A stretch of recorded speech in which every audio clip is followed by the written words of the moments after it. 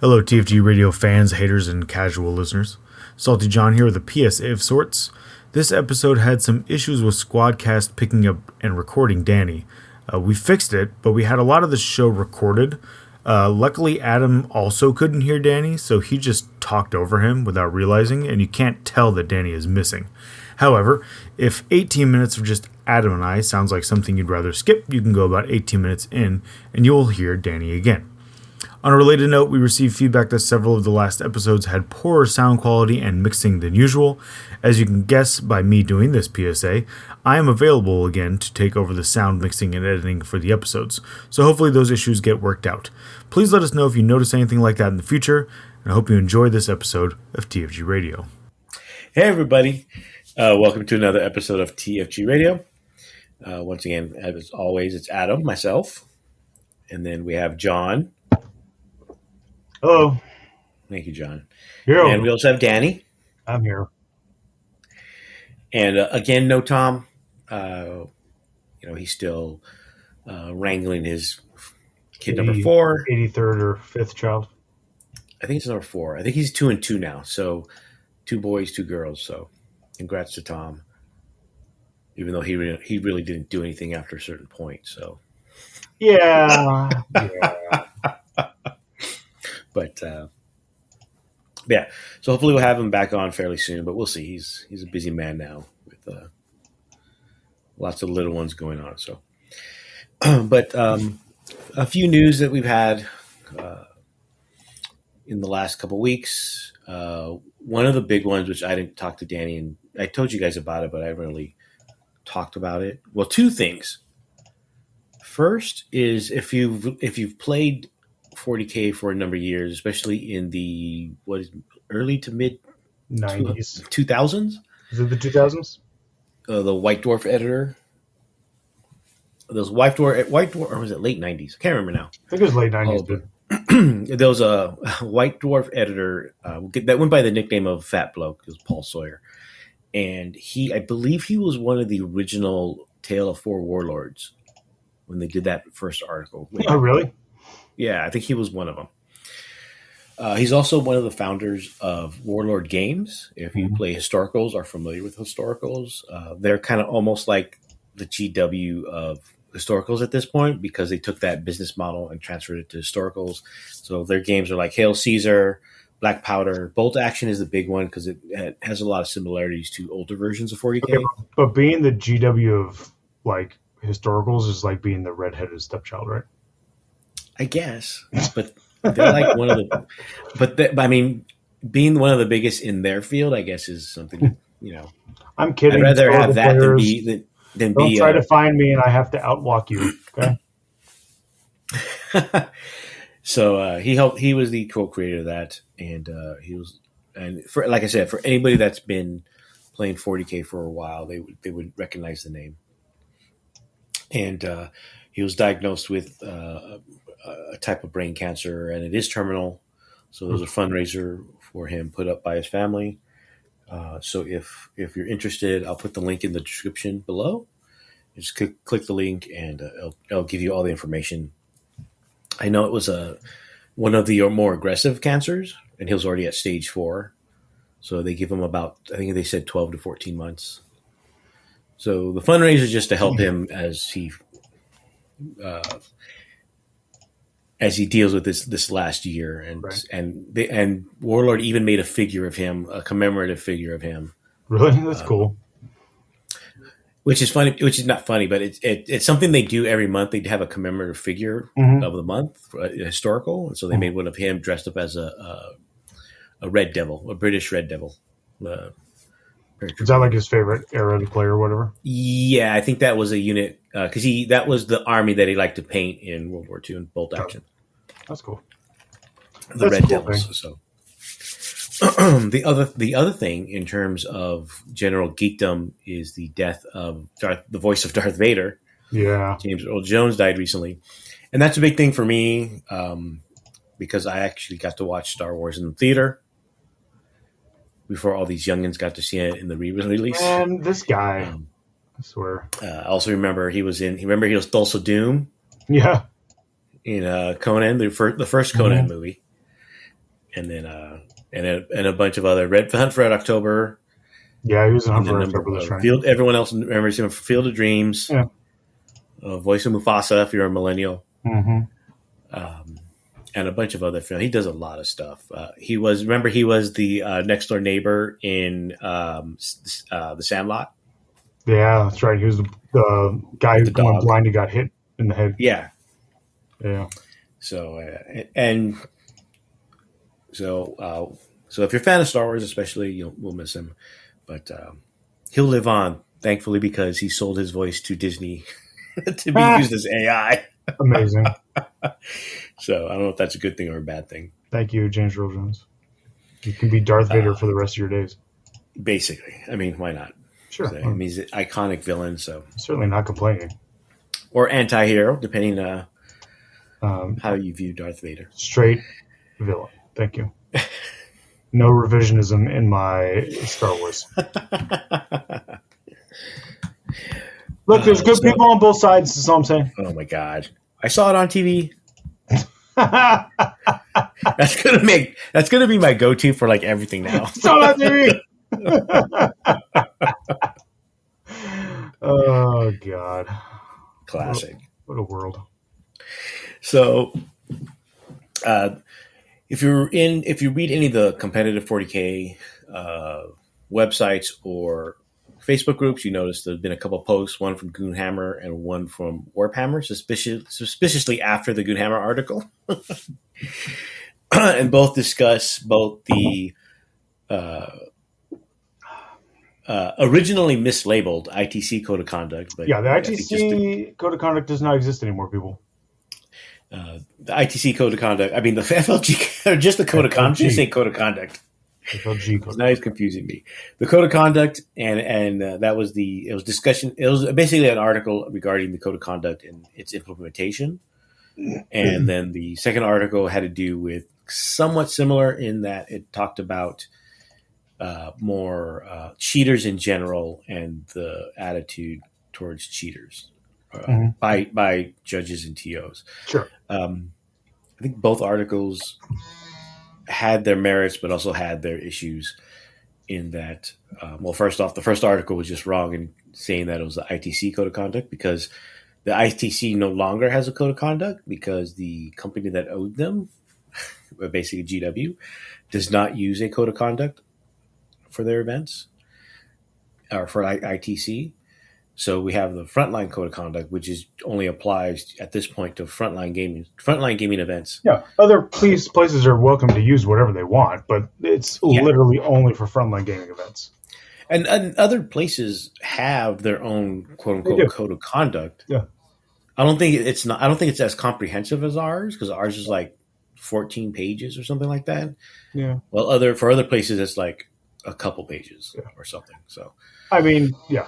Also, like that first article did have merit in that, like, sure, the card system is just one system, and like it doesn't need to be used. Like, you don't have to use that. But the one thing I did like, I have been a proponent for a long time of taking points from players, right? Like as part of the penalty.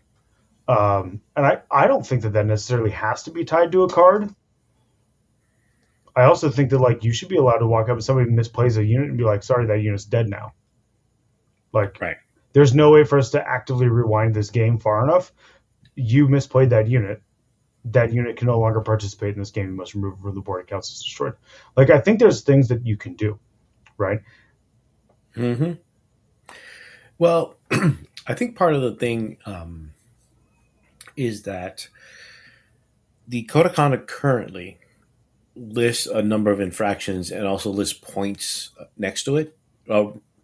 And if you read I don't have to look at it again. I looked at it recently because I have to look at it again, but I believe that it doesn't say like these are recommended deductions. No.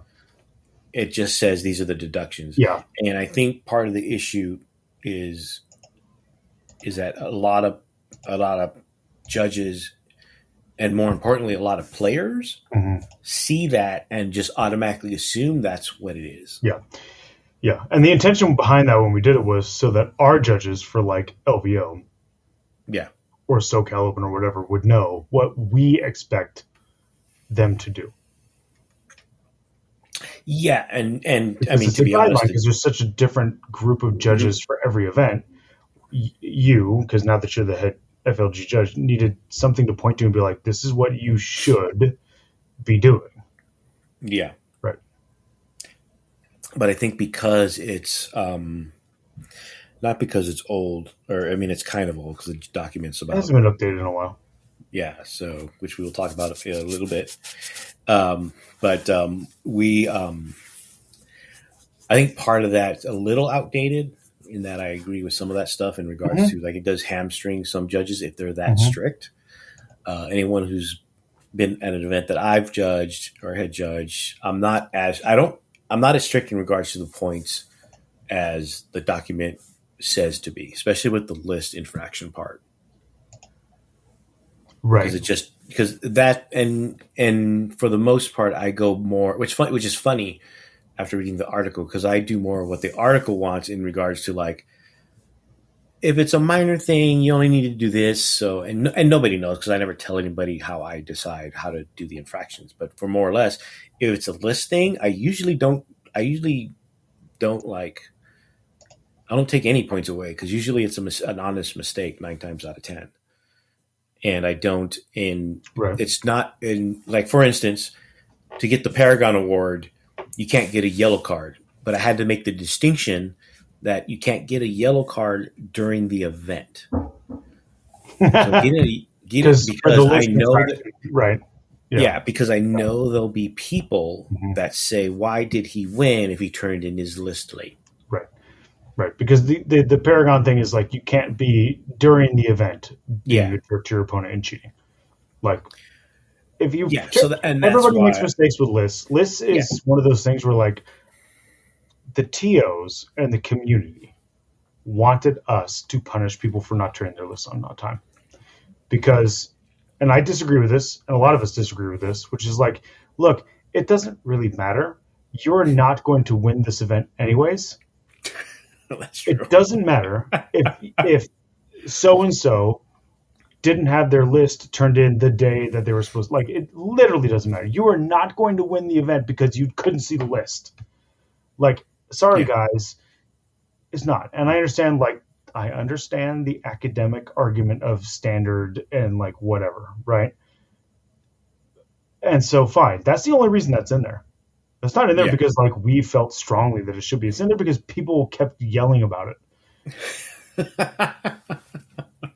And so, like, that yellow card does not hold anywhere near as much weight as a yellow card you get because you're being a dick or because you cheated or because whatever. Like, those yellow cards matter for sportsmanship and Paragon, etc. Yeah. But people kind of weaponize it when to their advantage when there's an issue with how somebody played or something like that. We had that come up recently in the last year of like, oh, well, they played this rule wrong and they turned in their list late, so they should be disqualified. So things of that nature are why usually I take a more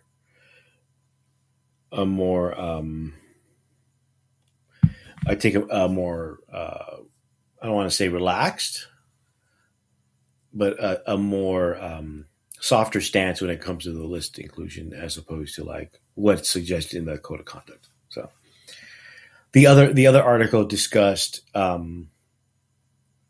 basically cheaters and how we're still letting them cheat or whatever, and we don't say anything.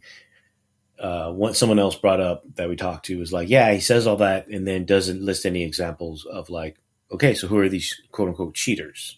So some might call it a bit hypocritical, but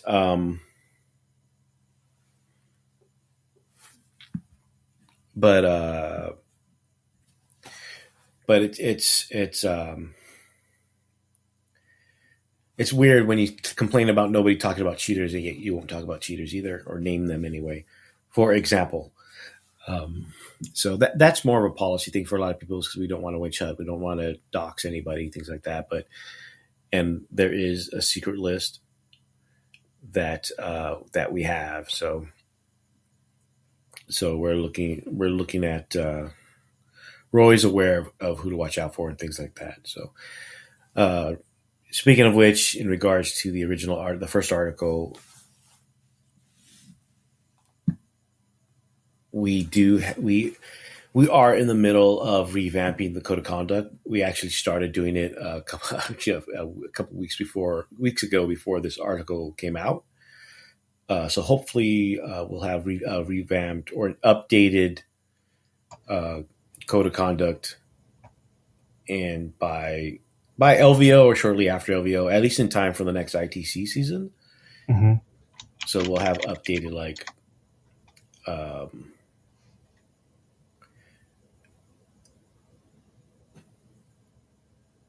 so that we can basically have everything updated because a lot of the wording seems a little out of place. It needs to be updated probably. So, and along with those lines, because the chess clock rules are also in that document, we may just break out the chess clock rules, because the chess clock rules are only like a page, maybe 2 pages double-sided, or 1 page double-sided at most. Right. Because I think that needs a little more needs to be a little bit more fleshed out, because when we originally made the document, the game was much different than what it is now. Yeah, it was. So because I've been asked a lot of questions about can you do actions? Can you do this, do that? If your time is out, can you still do that? So there's something to discuss. Yeah, so I mean, one document, that code of conduct was made in the heyday of people being problems. 17, 18? It was earlier than that, I think. It was before COVID. The original was 16? No. So it had to be 17 or 18. 17, because 16 was the first year I helped judge. Yes. And then that 17 next year was the year we actually started it, because that was that was the year we gave a red for 3 yellows. No, that wasn't the next year. That was the year after, because 18 was the year we gave the red for 3 yellows. 17 was the don't Tony me, bro. Oh, that's incident. right, and that was part of that was the impetus. Yeah, that was part of it. The reason for it. Yeah. And then the other part for us to finish it was something happened at ATC, and I forget what it was. Yeah, but that's when we finished it and put it out. Right. Oh. And then the 3 reds with. So for those that don't know, in the midst of time, in the before COVID time, in the before pandemic time, the cheating was actually a lot worse than what it is now. Way worse. 5th edition was probably the worst. There was worse than 5th edition? No, 5th edition was probably the worst. 5th. Okay. 5th was the worst. Easily, because that's when competitive 40K started to take off.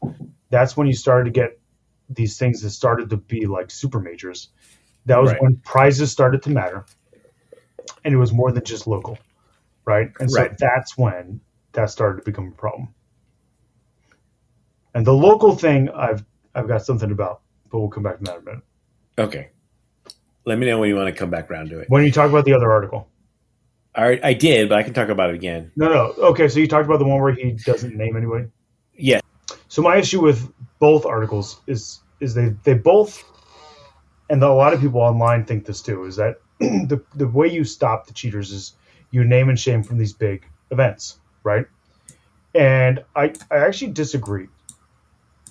I have found, so let's think about some of the people we know in the past who were problem players, right? Okay. They stopped coming to the big events, not because the big events told them to stop coming, but because they could no longer play in their local communities. Right. Right, yeah. Think about a couple of the guys in SoCal that were problems at big events. They stopped going to the big events because the local Southern California stores all told them they couldn't play anymore. Right. And because their local communities, who knew them for who they were better than any of the big ones, told them they couldn't play there anymore, they stopped playing entirely. Yeah, because they didn't have anyone they could play with locally. Now, there's an exception to this, and that person moves. No. That person's been banned in one state, and then he moved to another place and was banned. And he didn't think what it is. He didn't stop coming to events until he was no longer allowed to play in both Texas and Arizona.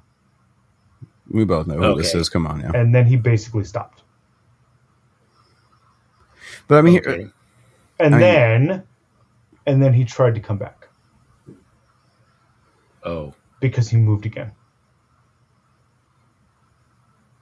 So I think actually, and I bet, and I know local TOs and local stores aren't going to want to hear this, and local league organizers aren't going to want to hear this. It is going to be far more effective for you locally to get rid of the bad actors because one, you know them better, and two, they play more with you than they do with anybody else. Right.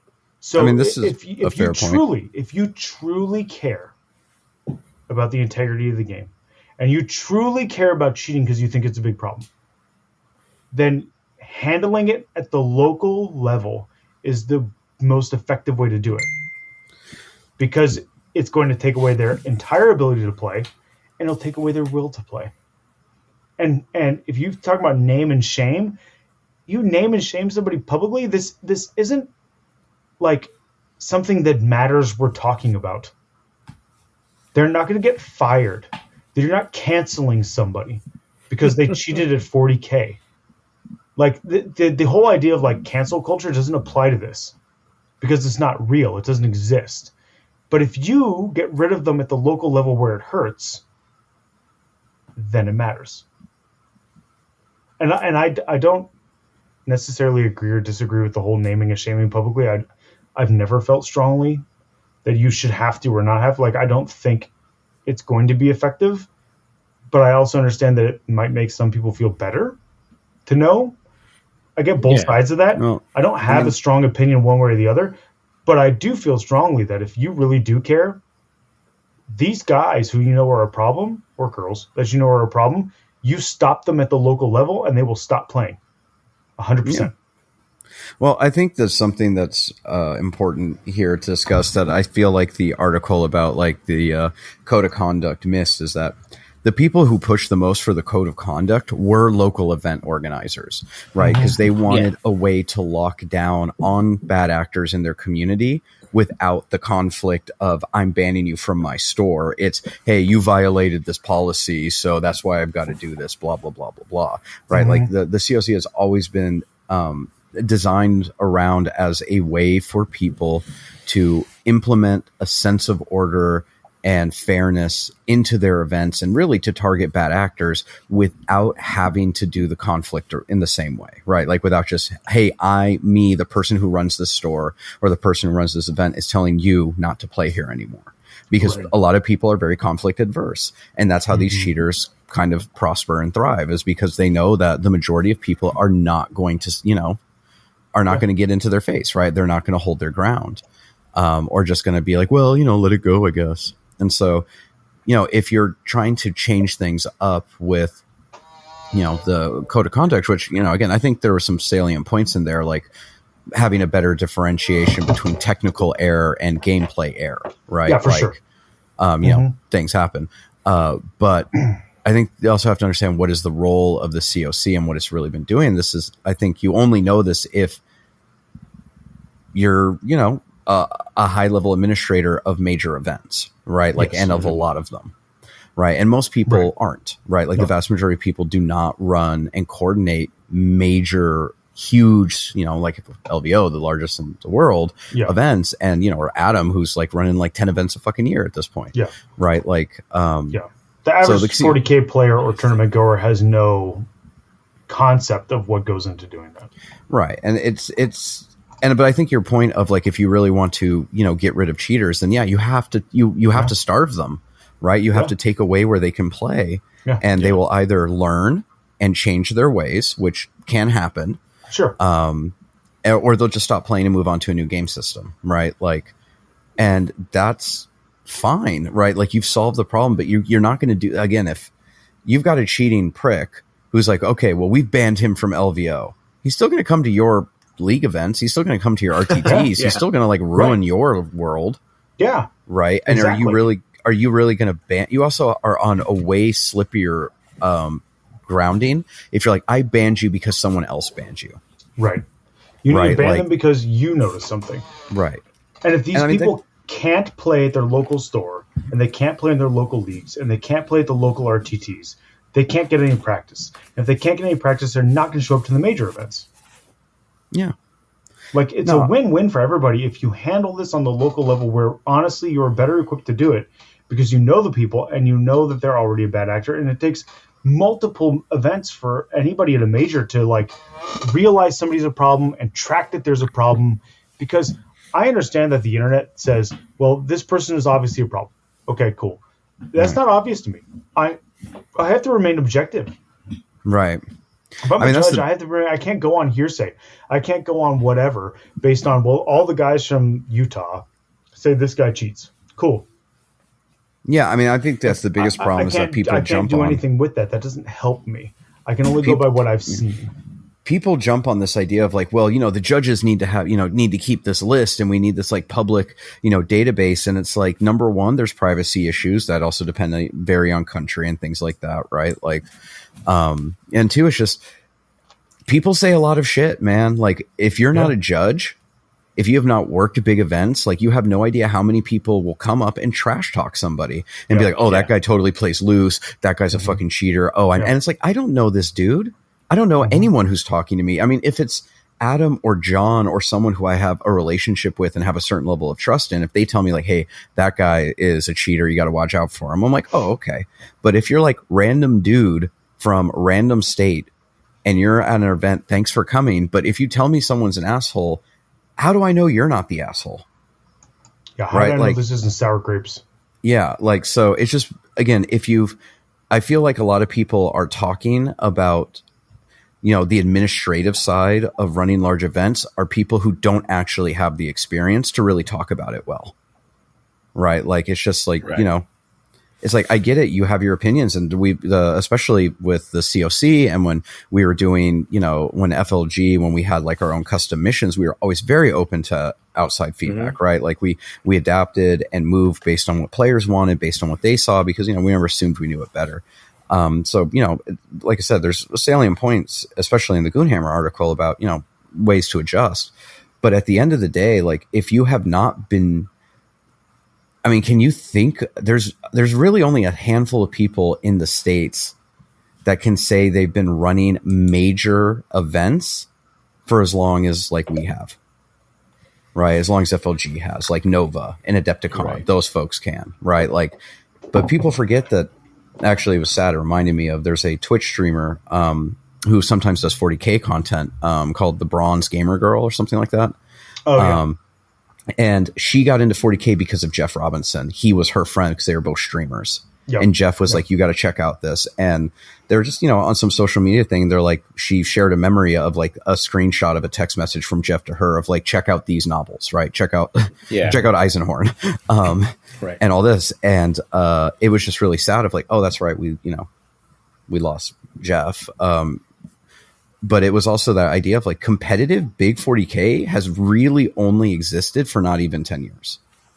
Right? Like big, giant, massive events almost every month or several every month. That has not existed for that long of the game's life. Yeah. Right? Like it just hasn't. And you get all these people and, it's great that we got a bunch of people in 8th, 9th, and 10th. But it's like this game's been going on for a lot longer and the competitive scene's been going on for a lot longer. And it's more complicated than you know. It's more nuanced than you might understand. And also, I'm sure it was said already, but the cheating was so much fucking worse 10 years ago. Oh my God, the cheating was so much worse. Yeah, it was. We've gotten rid of a lot of guys. There's a lot of people that don't play this game anymore. Yeah. And it's not even like, hey, I'm shady and, maybe people don't. I mean, these are people who would be on blast and loud of being like, oh yeah, I fucking cheated, whatever. What are they going to do? Yeah. Yeah. Right. So I think obviously we could always do better. There shouldn't be cheaters. There's also the reality of like, there's no real money in this game, right? Like no one is making real money playing this game and winning events, right? You're just not. People always point to like Art of War, but they live in Florida. So, and also I'm just going to be honest. I have no idea what's in their books, right? Like, there's a lot of them, so they're sharing all of this, whatever revenue they're making, they're sharing. I don't know. I'm not going to comment, but like, I don't think they all have, you know, Mercedes and Aston Martins in the parking lot, right? Like, Yeah. again, I'm glad they're making a living doing what they love. That's awesome. Always going to support that. But like, are they making real, legitimate, like huge amounts of money? No. They're not pro athletes. Yeah. Like, and that's the thing. It's like, we're still niche as fuck, guys. Yeah. Right. Like, it is what it is. And if you're cheating at this game, you've got to understand the people who are cheating it is a serious cry for help. These are all people who need a licensed therapist, because if you are cheating at toy soldiers to make yourself feel good because you have no other external or internal validation, like seriously seek help. Like like heal yourself. Like you are hurt on the inside and it's okay. Right. Yourself. No, I mean, again, like what other reason is there to cheat at this game other than like, I need validation, right? I don't like myself and I need something physical and tangible I can point out to be like, haha, I'm good at something. I have validation. Right. It's like, and if you really like that, again, therapy, it exists. It's helpful, right? Like, it's true. Stop making it our problem. But also means like, I mean, part of it is why I don't get so mad at cheaters anymore when I had this, you know, realization of their, you know, kind of psych profile of like, they don't deserve as much scorn as they need pity. Right. Like these are people that need help. Right. Cause like you said, it's a game of toy soldiers that for every winner, I doubt they make any money off of whatever winnings. Right. Especially when you consider how much how expensive it is to be in this hobby. Yeah. Yeah. So, I mean, right. Like it's really like with Art of War and Vanguard Tactics and a couple other places. It's really the side gigs, not the actual tournament itself. Yeah. Right. It's the coaching and all that stuff that makes them the money. It's not. Yeah. Coaching commissions. The winning gives them every event for kicker. Yeah. Yeah. The winning gives them the recognition so they can do the coaching and stuff. Right. Yeah. But also, to be fair, all of those guys, like the people who have kind of semi-professionalized the game, they're all really high-level players who don't need to cheat for the most part, right? Like these are not like these are not cheaters. These are like legitimately good players. The cheaters you're going to run into are people who are sometimes good but not great, right? Like and they I don't think get it's over pretty the top. telling that the couple of well-known cheaters who tried to do the coaching services, all their coaching services ultimately failed. Yep. Yeah. Like they ultimately were unsuccessful because they have a hardcore group of, you know, white knight apologists. For the most part, people are like, I'm not going to take your advice. I still have that picture of one of them when I was at judging a tournament because he was there trying to sell the service. The service, yeah. And he's sitting there at his table all by himself, nobody talking to him. Yeah. I mean, speaking of cheers, remember when we had car apology videos? Yes. Of people getting caught? Like, those are people the best. still bring that up. That was the golden age, man. Hysterical. Apology videos from your front seat of your car, and you know they got the sad panda meal from Jack in the Box next to them that they're going to devour after they're done making their sad apology video. Yes, those are the best. It's the golden age. You know how we know it's like the golden age, or it was like a serious thing? John will know this if he actually reads the rules for the group. If you look at the group rules for Comp 40K, yeah, one of the rules says that you are not allowed to post any apology videos. Yeah. Because there was that period of time that we just talked about. Yeah, it was the best. Everyone posted a fucking apology video. It was the best, man. Well, and then also we started to make, I guess. And I say we because some of us did. We started to make like parody ones. Yep. We started to make apologies for winning games. I got to apologize to my opponent. I rolled 4 6s. I feel really bad. Oh, my God. I feel really bad. I won this event legitimately without cheating. Yeah. I have to apologize to Reddit because you can't talk about it. Yeah. I'm sorry for the people I've let down, and I endeavor to learn and do better. I don't even know if they said that. I think they just apologized. I feel like most of the apology videos were non-apology apologies. No. It's basically. They're the kind of apologies that when you're in couples therapy, the therapist is like, okay, whoa, hold up. Now it's just denial and deflection for the most part. Yeah. Or it's I didn't do that. Or it's like, okay. Well, I respect the okay more than anything else. Me too. Because I think the last one was at first denial or excuses, and then acceptance, and then I think then apology. But in my opinion, it was too little, too late. After that, it's just like, because to me, it was like, well, I know you don't mean it, so it's like whatever. Ultimately, if you want cheating to stop, you stop at the local level. Yeah. You do. Yeah, John had mentioned, the one player moving from local to, big event and this was a complaint for FLG for a long time, is in regards to how we let cheaters play in our events, because we're like, well, you didn't do anything at our events, right? And that's kind of what says to John, and this these players, like John said, got kicked out of everything else, so their only option was to play in the bigger events, and eventually they fucked that up too. So. Yeah. And also, there's a couple of examples of players who got kicked out of their local events. They stopped playing altogether, and that is far more common than the guy who got kicked out of all of his local events so he'd only play majors. Yes. Yeah. Like it was. I mean, nowadays I can think of 8 examples of problem players, not necessarily cheaters, but just problem players. Like, not every person who gets carded is cheating. Sometimes you're just a dick. Yep. Yeah. Sometimes you are just insufferable to play against because you're not nice. And at the local level, I can think of at least 8 off the top of my head who don't play anymore because it was taken care of at the local level. Nobody would play against them. No league would accept them. The stores wouldn't let them play at their RTTs. Yeah. Sorry. They were given multiple chances. There's nothing wrong with giving people multiple chances, and when they F it up, being like, sorry, dude, you had 3 chances, bye. Right. Yeah. In any case, I'll link both articles in the descriptions also, just if people haven't heard about it or want to read it. So that's what? And they can make their own decisions, John. What?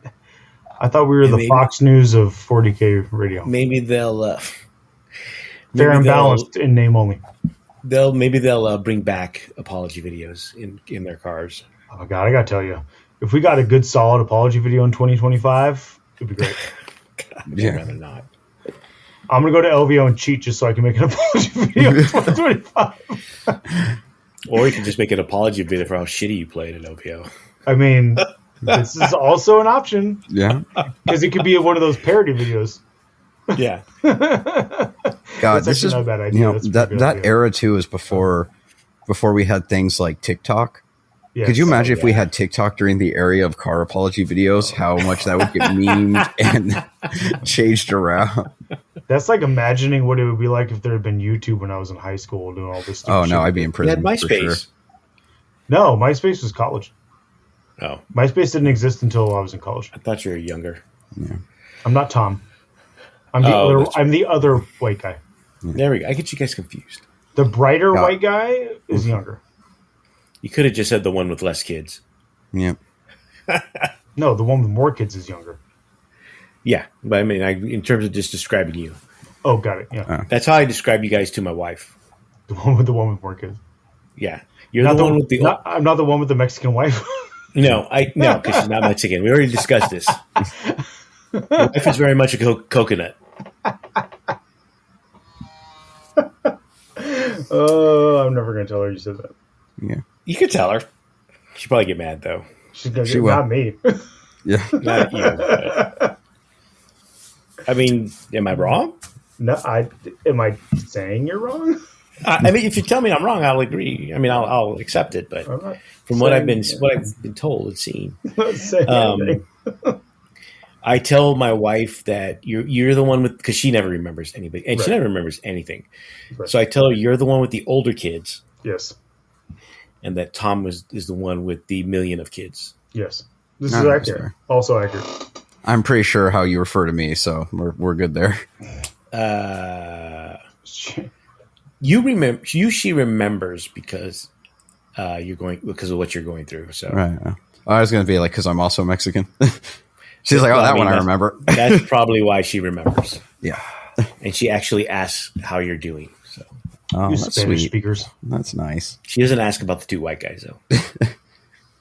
Hey, look at that. It's coming up in my favor for once. There you go. There you go. God, I had a lot of comments I didn't make. Yep. So yeah. So that's that. Yeah. All right. Don't. What else we got on the docket? Next on the docket is Champs Cup. At the time of this Yay. recording, it is literally a week away. I'm so excited. I You have like been driving playing my to practice LA? games, and all my practice games are either coming up 10-10 draws or 9-11 losses. So All right. perfect Champions Cup list is what I'm hearing. I guess I was telling John earlier before we started recording about how like now that I'm playing it more, I think I know how the list kind of works, and I think that's what the list is supposed to do. Just I think the be list is supposed to generally go- hard to beat. Yeah, or at least beat big. Yeah. Like if someone says, "Oh, I can 20-0 them," then I think I'm supposed to get at least maybe 18-2 or not 18-2, maybe 8-2 or 8. 12. What would it be? 8-12, 11-9, 10-10 in any direction. Yeah. Right. It'll The be a small strategy win is or a probably to small loss. throw you into somebody that they think is going to 20-0 someone. Yeah, and hopefully And they not be able to 20 kill like Right. a bunch of tanks. Right. But I am the original list. So for my list, for those that don't know, is Chaos Space Marines, Pack-Bound Zealots, and it's Abaddon. He's my only character. No enhancements. 3 Vindicators, 3 Predator Destructors, with everything essentially. 1 unit of 10 Cultists, 2 Hellbrutes, and a unit of Warp Talons, and 2 units of Bikes with 2 Meltas and a Power Fist. The marks, all the vehicles are marked Nurgle because of the Nurgle strat. That gives me the lone op essentially, and -1 to hit if within 18 inches. The Warp Talons and the Bikes are Slanesh because they let me advance and charge, and fall back and charge or fall back and shoot, and basically, and they also crit on 5s for sustained hits. Yeah. The Nurgle is crit on 5s in shooting for sustained hits. The Bike Slanesh is crit on 5s for melee, and the Cultists are Tzeentch, so they crit on 5s in shooting for lethals.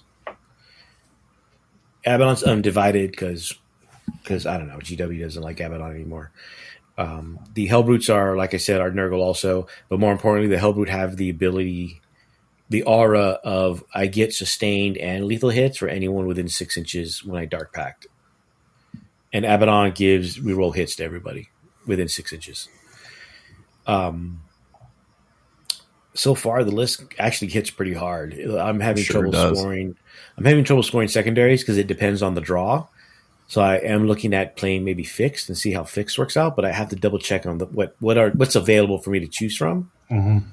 And then also may be dependent on what I play against. So if I play, it's like Danny when I played, like if I go against Knights, I would probably take fixed, and one of them would be obviously bring it him down. down or whatever it is.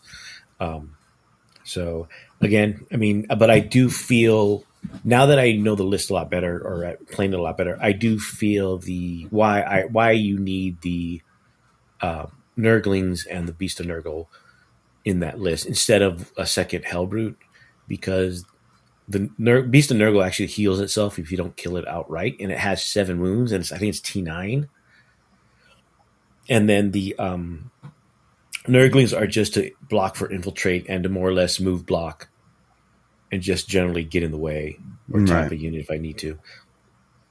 Which unfortunately I have to have the Bikes do that right now because I don't have the Nurglings, because Jeff is playing Demon, so I don't have access to the Demon Codex now.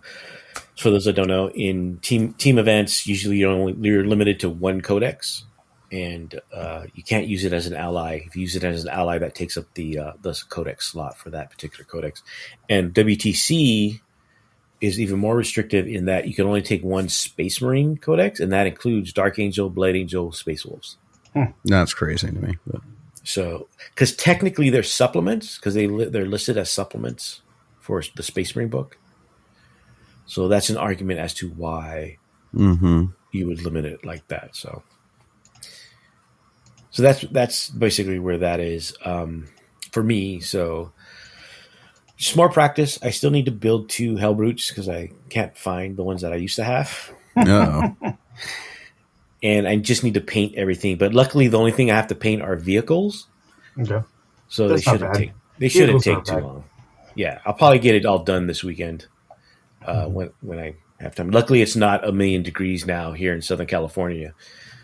It's actually a balmy 80 in the mid 80s. It's nice. Although we Real did have an nice. earthquake today, so we get that. Yeah, that's fine. It's a not big one. if we don't all in LA feel it. It's not we. It's a collective we. It's not a collective we if all of LA County doesn't feel. But it was just for us. It was just a small tumbler, so it's not like I would have slept through it if it had been. it's like fair being enough on for a you. kiddie roller coaster ride. You just kind of sit there and you're like, oh, another earthquake. Okay, I need to get this report done. Yep. So that's where I'm at for our team. We did our matrix and all that other stuff. Yeah. We can talk about. Let's talk about each of our lists that we've played so far, and then we can talk about who we're paired against. Okay. Danny, you want to go next? Sure. I'm doing Chaos Knights. I've had a couple of games. My list is very much a, whatever you want to call it, an attacker list, a sword list. My list needs to win big, right? Like that's its job because against like a bad matchup, I went against an Eldari list that was like teched for knights. So it just had a lot of bright lances and, because of stupid fate dice and all their tricks, that was brutal. I like this list though. Yeah, I scored a lot, but like I got annihilated. So yeah, my list is 3 rampagers, 3 carnivores, 2 huntsmen, 1 whatever the all shooty guy, the autocannon dude is. So 6 little knights, 3 big knights, pretty much all melee. It's stupidly fast because the rampagers move 12. They have a once per game advanced charge natively. They have sustain hits 1 on the charge, so like they do it. And Chaos Knights have the strat to let them move through walls in the charge phase, not just the move phase. So like I can get places, right? Like either 1 big knight or 2 of the war dogs can like charge in and get weird angles. But yeah, against a really shooty knight tech to beat, or a list tech to beat knights, they got creamed. Played another Eldar list that wasn't teched to kill knights, and won 20-0. Right, like got a 180-40, so that's a 20-0 victory. So it's one of those things of it will really depend on what matchups I get. Because if I go into a good matchup where they just cannot handle that much speed and that much armor on them like immediately, then I should get a high win. And if I get put into a matchup where like they absolutely can, then I'm going to get screwed, right? Because I just don't have. I like that I have 9 models because like with the armigers, like if I need to play really defensively, I can, because I can just be like, oh, fuck it, I don't need to kill anything. I'm just going to score my secondaries and, camp my primary and, basically aim for like 60 points, right? So that they're not, so, I'm going to lose, but I'm not going to get 20 0'd. Maybe I get, 17-3, 16-4, ideal, something like that. So, I just need more practice. I'm going to get another game on Monday, and then John and I might play just a mirror match just to see what Tuesday. It looks like between Knights and Knights on Tuesday. So I'll have some, I'll have some reps with it. But it's, like Knights, it's very vulnerable to lists that either have a lot of just high strength, high damage shooting, or just like going against Abs lists, a shit ton of lethal hits. Like just, everything having lethal hurts, because then your main defense mechanism, toughness 12, doesn't matter. Yeah. So, but yeah, I'm looking forward to it. I'll be tired as fuck on Friday, but I'll deal. You'll be good. I have faith in you. And then John, how's it going? John? So I'm playing Imperial Knights. So Danny and I swapped. Because you're better at shooting, I'm better at fighting. I don't know. I guess I have a very specific play style, and it was the shooting chaos. The shooting knight list is better if it's Imperial. It just is. Yeah. Right. Like it just is. And had I been training from the beginning with an assault oriented chaos knight list like you've got, it probably would have been fine. Right. But now I'm in the mindset of shooting, and you and Jeff and I, we kind of just decided, it'd be better if I played a shooting list. Mm-hmm. And it would be better if it was Imperial. Yeah. And since between the two of us, we own all the knights. Yeah. like we literally own all the knights. And I think I painted most of the knights for both of our lists. Yep, you sure did. And the ones and that the added stuff really looks good on the knights too. And the added stuff from Tom, I fixed up to make it match, which was not a lot of work because Tom did a great job on some of those Imperial knights. Yeah, I think he did a great job. And then the Chaos Knights are so much fun. I just love painting Chaos Knights. I can't wait to get those knights back so I can start to add stuff in terms of armatures. I want to do my own Chaos armatures now, So be that as may. My list is called Melta Your Face Off. And I didn't make it up. I made up the name, but I didn't make up the list. You can blame me Danny for that. came up with the list, and Jeff. I just decided I'm going to call it Melta Your Face Off. So I got 3 Errants, which are the big Melta Bros. And then I got Canis Rex. And then I have 1 Helverin. And then a Calidus and 5 Voidsmen. And the list is a major shooting list. It's just in your face, lots of Melta. It is like Danny's, a list designed for these kinds of tournaments, these team tournaments, where you get to choose matchups, push matchups, that kind of stuff.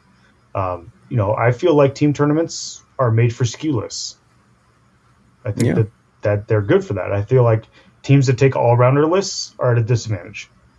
There might be a place for an all-rounder list if it's top tier. But a couple for defense, yeah. Right. And there's no all-rounder knight list that's top tier right now. No. Right. But there are some knight lists that if an opponent's not prepared for it, you are screwed. Yeah. And you could be screwed in the terms of you're not going to win, you're just only going to get a draw, or you're going to get 20-0'd because you are not prepared for this at all. And the other teams will look at this and be like, okay, well, we're not going to allow you to match into somebody you're going to 20-0.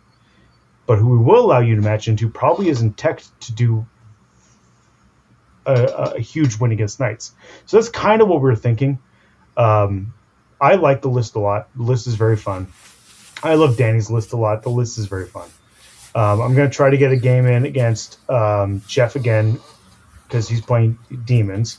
And I played against demons using my Chaos Knights, and it was abysmal.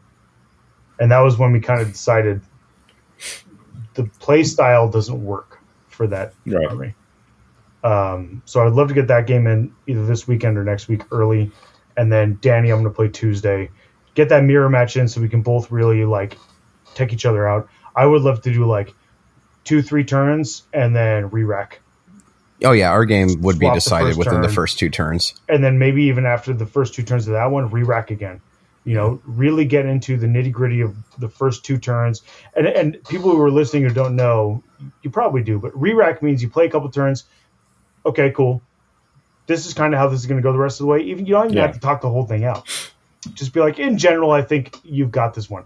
Let's re-rack it. Swap who's going first. And you literally just put your guys back where they were deployed. Swap who's going first. Go again. Yeah. And then swap it again and do it again. For 2 turns, 3 turns maybe. Play them fast. And you really get in the idea of okay, how is this going to go? And you get a lot more practice that way. Because really, turns 4 and 5, unless it's a really tight game where it's again, and that's a really high level, oh man, this is a great game. Turn 4 and 5 is usually the wrap up. In most lists, turn 3 is the turning point, right? That's where who's going over the top. Mm-hmm. But when you're playing night lists, it's really the first 2 turns, right? It's, how much damage are you sustaining or doing?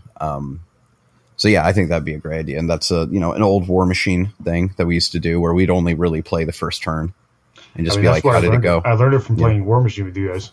Yeah. Cause after that, you could generally, you guys War Machine. Yeah, you could generally tell how the game was going to go in War Machine after the first turn of like, okay, I moved up. Did my advance and all my tricks work to screen you out enough where I'm going to win on the mission or set up a caster kill, or did it not? And now you get to do this, you get to counter me and I'm in the bad position and, whatever. Right. Yep. And it's really, really helpful for just getting fluency. And also really, honestly, if I've learned playing Knights now for the past, month and a half between Imperial Knights and, Chaos Knights is, deployment is so important with Knights. Like because you only have so few models, like you cannot set up poorly. You can't move block yourself. You have to optimize where you're going, right? How you're going to get there, what each knight's going to do. And so like just getting that practice in deployment and deploying smartly, right? Is really, really helpful. Mm-hmm. Yeah, for sure. So for those that don't know, the rest of our team, and our team's listed first because our team is #wrecked. We're listed first because we're the coolest, I thought. Sure, John. As the Gen C says, it's because we have the most Riz, so we go first.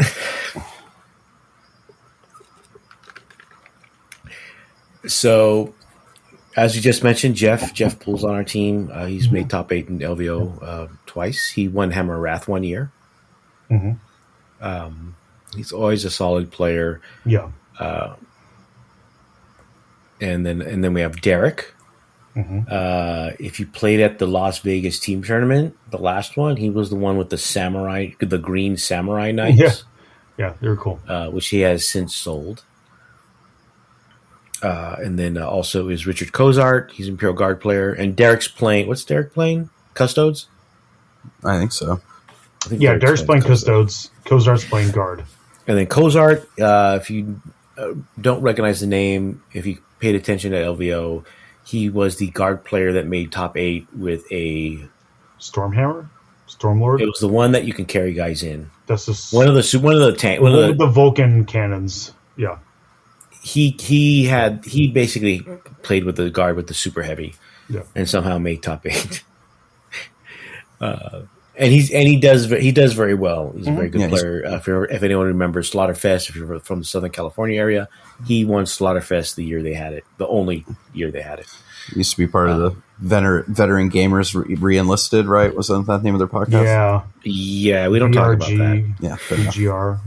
We don't talk about that, and we rarely talk about Slaughterfest anymore. Yeah. It's the old days.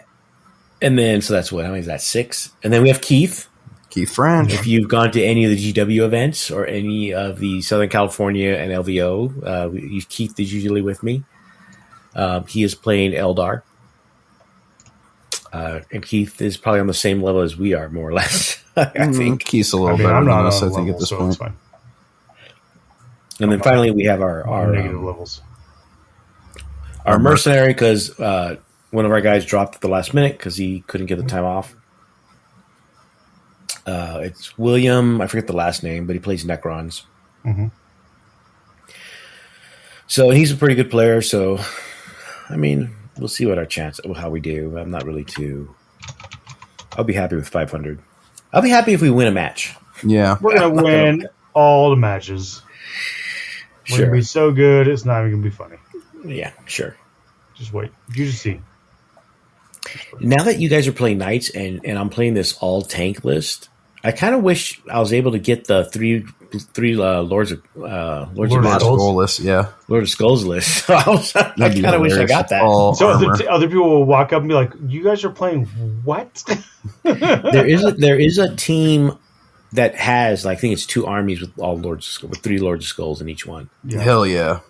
So I hope we play that team. Yeah, match me, no problem, bro. I got that.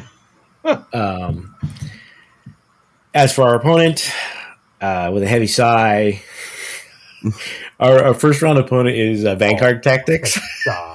We love those guys. I'm not saying that we don't love them. I just rather not play them first round. I mean, this is fair. And it's with players that are, for the most part, on a higher level than on average. I would think you have this year's LVO champ with Matt Laura. Mm-hmm. Stephen Box, who's always in the running and winning stuff. You have Seth Oster, if you remember Seth from Signals on the Front Line, or what's his Mad Doc. Mad Dog. Seth the Mad Doc is his YouTube channel. So he'll be playing Necrons. Matt Lohr, I believe, is playing Eldar. Steven's playing Sisters. TJ Lanigan's on the team, and he's playing what is arguably the best army in the game right now at 1,000 Suns. And then I forget who the other two are, but they're no slouches. So I looked at some of their lists, and they're about as skewed as ours, because you have the five baby carrier army in Grey Knights, and then in the one of the other armies, it was kind of a skew list also, but I can't remember them. But it was in that same vein where it didn't seem like that many models in the army, because it seemed very elite heavy. So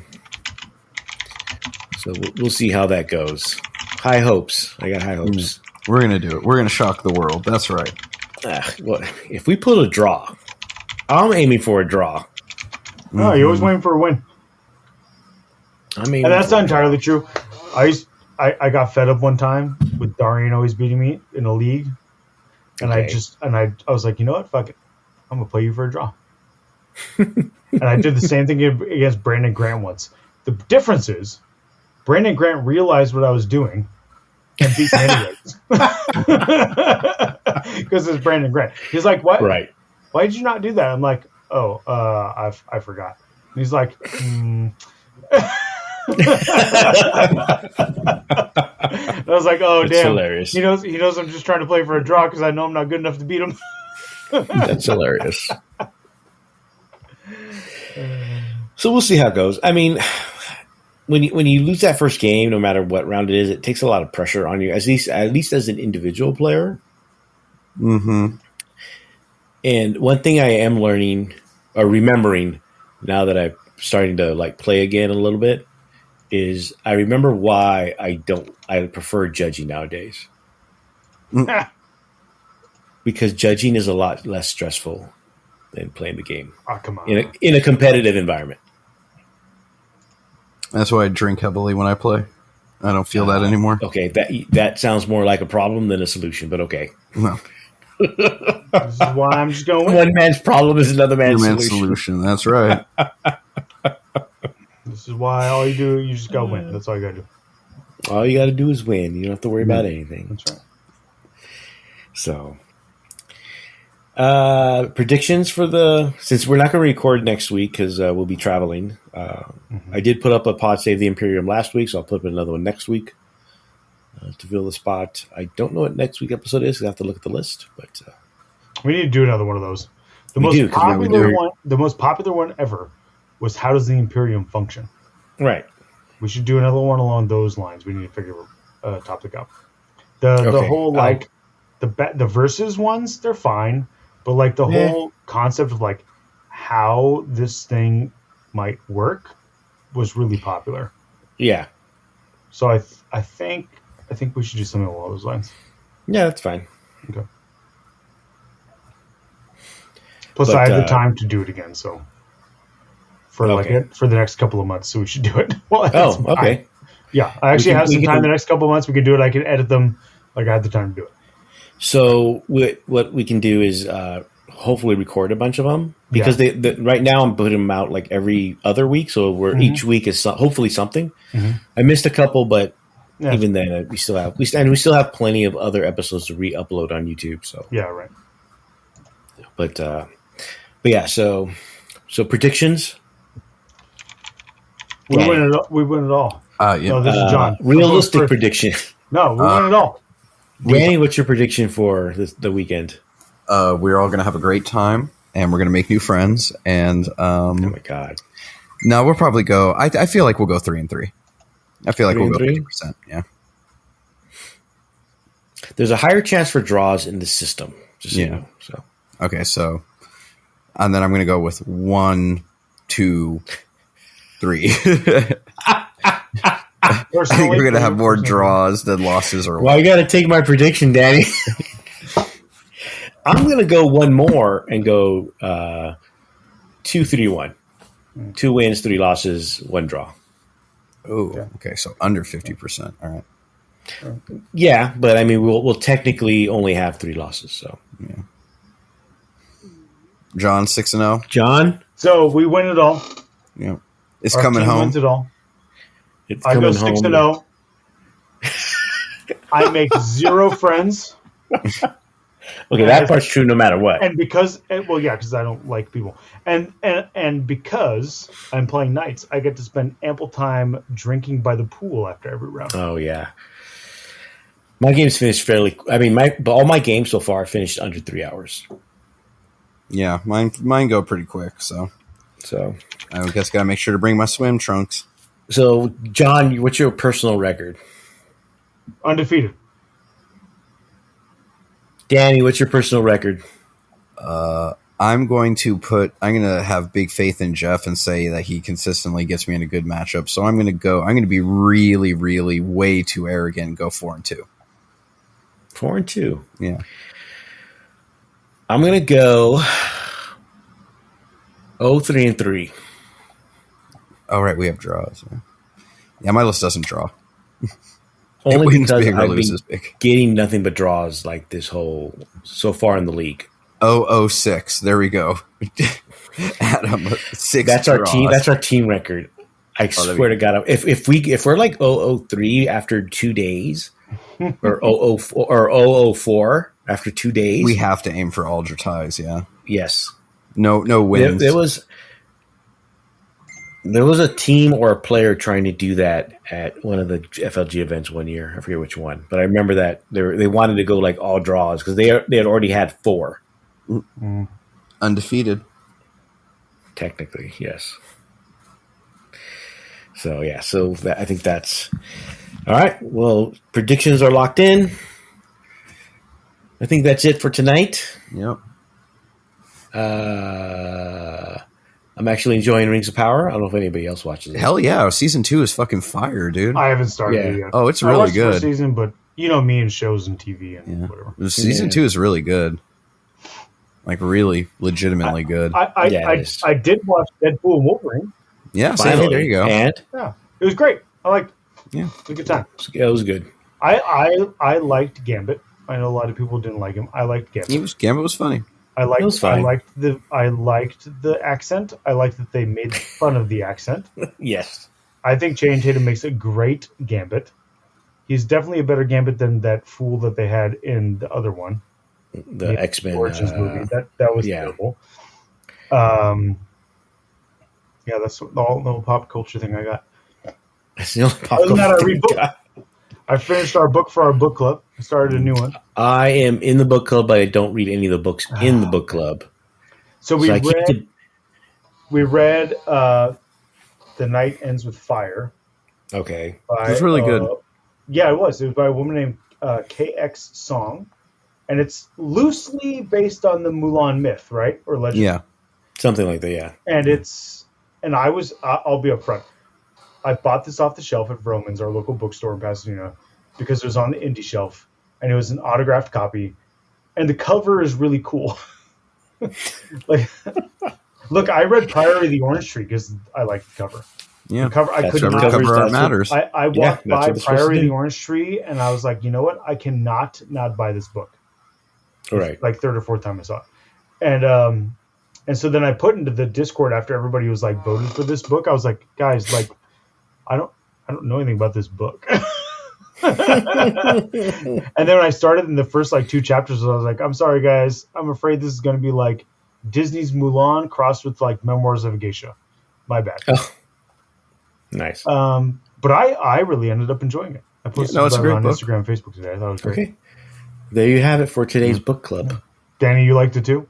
I did. I enjoyed it. I feel like the characters are human. They act rationally and humanly irrational as well. There's no like superhero, right? Like the main character is not like the Mary Sue, like, you know, I'm good at everything. Infallible. She loses a lot, which I think is really cool. And yeah, I think the mythology in it and the way they do magic and stuff like that's actually really engaging. So I like how it's very clearly inspired by the Fa Mulan myth, but and is very faithful to it in some ways, and obviously has some very wild departures. So it's cool. I was the first chapter. I was like, oh, this will be fine. There's some cool stuff, I guess. Right. But by the time I got through like I think the 5th or 6th chapter, I was locked in. I'm like, oh no, this shit's good. I like this. Yeah. Okay. So. All right. Oh, my book's out. Jump Rig Gig from Android Press. Buy it. Leave reviews. Get bots. Leave reviews everywhere. I pre-ordered it months ago. So yeah. Again, create bots. Do all that for me. Sounds like a lot of work. Create the fake. That's what the bots are for. I should see if I can get AI to teach me how to make a bot so I could do that. You probably could. I mean, I'm sure you can, right? Like, all right. I don't think there's anything else. There probably is. There's probably something we missed from GW that we don't care about. So, and I'll probably remember after we're done recording. So, and I think we're done recording. So. All right. Yeah. I think that's it. Any last words, John? Last words? Yeah. Am I going somewhere? You're going to Dallas. Who knows what's going to happen on the way over there? I'm not dying in Texas. Jesus Christ! If I die in Texas, You say that. Don't even give I'm me. sure Kennedy thought the same thing. If I die in Texas, don't give me a eulogy. Don't give me a funeral. Don't give me nothing. Just pretend I never existed, because that's just. That's ridiculous. usually how life is, John. I mean, I'm going to get a great eulogy. I don't know about you. I'll talk about you like I talked about Darth Vader and Paul Sawyer right now. That's fine. I'll take that. It's fine. It's fine. It's cool. James Earl Jones, John Wayne. What's the difference? Yeah, sure. Iconic in every way. Or next weekend, I'm going to melt your face off. Oh, look at that. Because I'm making no Nice. That should have been your list name. Making no friends. I make no friends. I mean, that's just written on my face. Yeah. I don't need that to be my list name. People know that when they take one look at me. Making no friends. Danny. Play games, be nice to each other. And if you cheat at this game, get therapy. That's a good one. I endorse that message. Not to play games and be nice to each other part. I Not the first part, but the second part. If you cheat at this game, get therapy. Yep. You should put that as a signature. Maybe I'll put that on my head judge signature when I send out emails. Dude, that should be on the judge's shirt for LVO. Oh, absolutely. On the front. Because judge is on the back. On the front said, if you cheat at this game, get therapy. That's what you got. I don't think Kicker will let me. I mean, I know, but goddamn. I can make a T-shirt and I just happen to wear it outside of the tournament. I mean, okay. There's some real quick turnaround T-shirt places in Denver. I know. I'm just saying we could get 3 of them for Dallas. Ooh. I'm just saying we should talk offline about this maybe. Or online, I don't care. Well, we can talk. Up the show, yeah. Thank you everybody for listening. As always, if you're watching this on YouTube, like and subscribe. If you're listening to it on the podcast, just subscribe or go to the YouTube channel and like and subscribe. Mm-hmm. It just helps with the algorithm and getting more of our stuff out there. No matter how you're listening to it, we apologize. We apologize. Yeah. If you're going to get an apology from me, you're going to get it from my car. Start that trend. And it'll be on the TikToks. Oh, bring it back. Bring it back. Bring it back. On the TikToks. So don't forget to do that.